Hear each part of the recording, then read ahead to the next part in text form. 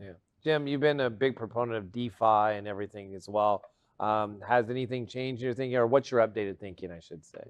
Yeah, there's been a lot that's changed. In the previous panel when we were talking about in macro, and I made the comments, Jay Powell wants to break the Fed put.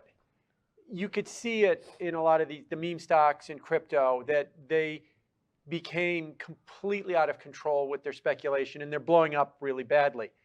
Ed Chancellor just wrote a book called The Price of Time, and it's a history of interest rates going back thousands of years. And one of the interesting things about the book was a lot of people didn't realize this. I certainly didn't until I read the book. We actually invented lending and banking first as a civilization. And then we realized we needed a more efficient medium of exchange. So then we invented money. But lending and banking came first. The crypto market did it the other way. They first invented their money. They invented Bitcoin and Ethereum, and then they said, okay, now we need a tool to do something with it, and they tried to invent DeFi. And I think that going that way, by inventing the money first, they encouraged way too much speculation. And now we're blowing up a lot of these cryptos, and we're hopefully going to come back to a new financial system without all of the casino aspects of it and try and rebuild it. Getting back to this excess speculation, I think it bothered Powell, and it should have, because it was a lot. And do we have it today? Yes, we do, in a big way. And we have it in the options market. As late as November, they finally started issuing daily options. There's options every day that are issued at the open on the New York Stock Exchange, and they wind up maturing at the close that day. That is nearly, they call them 0 DTE, 0 days to expiration. That is nearly half the volume in the options market right now. It's people trading options that expire in a few hours. And it is the new meme stock or crypto, and it's all in the same names that we all loved, the FANG stocks and some of the other high flyers as well. And it's all the same thing. It's all this degen, short for degenerate gambling. And that's why I think that we're not past this yet. We're in the process of bringing the excess speculation out. We've done great damage and done a lot to get rid of the speculation in crypto. Maybe we'll get back to DeFi. We're doing a lot in getting rid of the speculation in things like ARK and Tesla, and there's a little bit more to do, but we're not all the way there yet. We've still got this massive amount of casino mentality.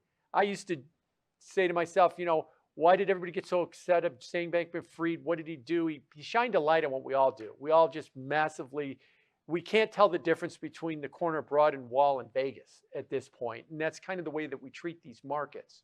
And like I said, I think a lot of that was stimmy checks. I think a lot of that was the Fed's got your back, that you can't go wrong by doing this because either the market will go up or the Fed will make it go up. And that mentality is coming out of the market, but we're not all the way there. But market. I mean, in a year when REITs were down 20%, your town, Chicago, their municipal pensions said that their real estate privately got 10% on the upside. There's just a little 30% delta there. Yeah, they make up the numbers just like the Fed makes up the numbers as well, too. Touché, Jim. Yeah, exactly. If I could riff on something that Dave said about being interest rates, one of the tighter correlations, what we saw in the last year, is you can calculate a duration on stocks. And a lot of it has to do with the expected earnings. So high growth stocks, they don't make money now, but they're expected somewhere in the future to make money. And as interest rates go up and you discount back that future gain, that your clean energy or whatever hot moment you're taking becomes worth less. And so you saw like the non-profitable tech, the ARK stocks and all that, all got crushed. And that, I think, comes back to interest rates. That as interest rates went up, a lot of these growth stocks get crushed and the value stocks do better.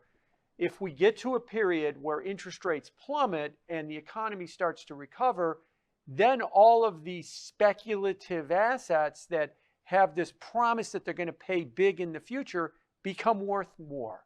So don't discount the idea that, I've been as critical as anybody, saying that the market acts like a junkie for cheap money and it wants bad news as good news because bad news means a pivot and it's going to rally and good news means no pivot and it goes down. there's a certain logic to that. Doesn't mean it's correct, but there is a certain logic there because of the duration of stocks or the duration of earnings, and it all comes back to the discount rate, which is market-based interest rates. You know, if you break down the world, you know, and talking about the world every January, you take the Morgan Stanley or the MSCI, excuse me, All World Index. You could break it down into U.S., not U.S. Not U.S. is the same price it was 20 years ago. It has done nothing outside the U.S. for 20 years. That's why, Charles, everybody gets so excited because it hasn't done anything. You know, exactly. One day we're gonna hit it with the paddles and the pulse is gonna start again. You know, but yes, it is definitely due. But the rest of the world has been an awful place to have your money for the last 20 years. And then you look at the U.S. and it's done like this, and it gets everybody worried. You know, mean reversion in investing is a very, very powerful concept that usually winds up bankrupting more people than it actually winds up being successful with. It works, mean reversion. The problem is you never know what the mean is you're reverting to. You know, so that's the little detail we forget about. Do we really want to know what a world without a Fed put looks like? Do we really, really want to go there? Yeah, you very well might be. If you want to look at the world less U.S., no movement for 22 years, that's a world that didn't have a Fed put. Exactly. So to round this out, let's do something I'll call free asset allocation advice. So something we get from all of our clients. And I'll just start with you, Rosie. How do you weight those things you just said? What do you think is a kind of optimal allocation? You got to set it and forget it.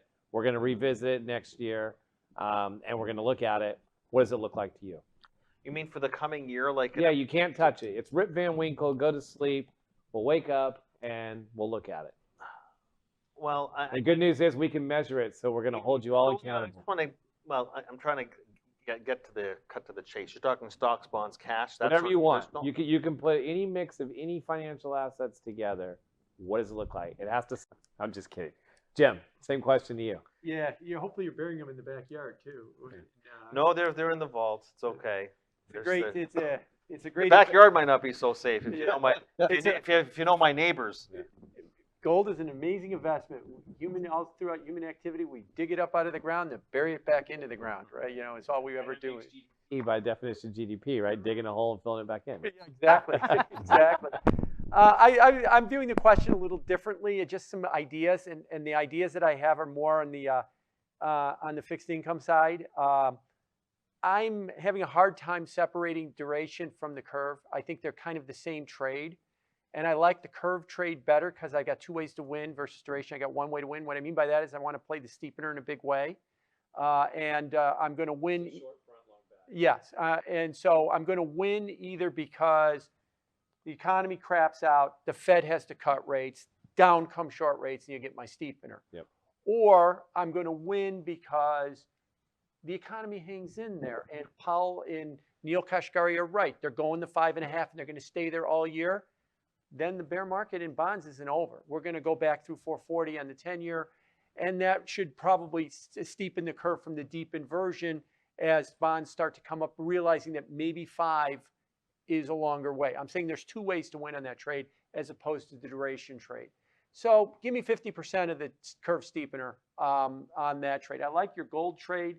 I do think that gold is finally starting to move. I completely agree with Rosie that gold has been suffering at the hands of the other safe way to invest, and that was lose 90% in crypto. And now that everybody's gotten done with that, we're going to go back to the more traditional way of saving gold. So I'll put 25% of it in gold as well.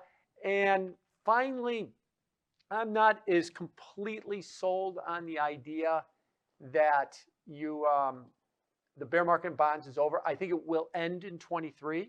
But it still think that we've still got a little more pain probably in the first half to come. Second half might be a different story. So I'm going to come back to something I said earlier. I want to play short duration equities. I want to play any value-oriented stock that's making a lot of money now. That's where I want to be now. The growth stocks phase will come later when interest rates are coming down and the economy is recovering, but that's not that's the earliest second half of 23, maybe 24.